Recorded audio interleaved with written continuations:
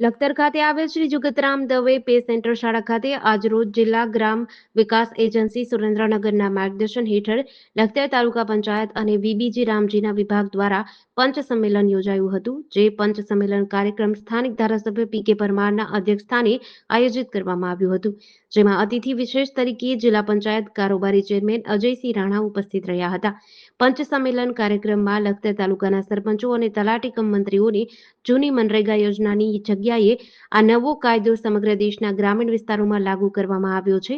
પારદર્શિતા અને સુશાસન દ્વારા ગ્રામીણ સશક્તિકરણ પર વિશેષ ભાર મૂકવામાં આવ્યો હતો. વિકસિત ભારત જયરામજીની મુખ્ય વિશેષતાઓ, યોજનાઓ અમલીકરણ, પારદર્શિતા અને વિકાસ.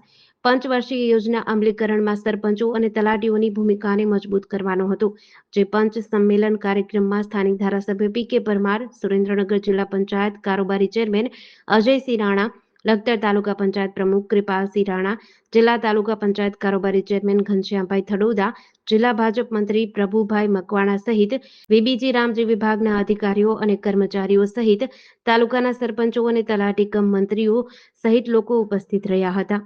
જેડીસી ન્યૂઝ સાથે જયેન્દ્રસિંહ ઝાલા, લખતર.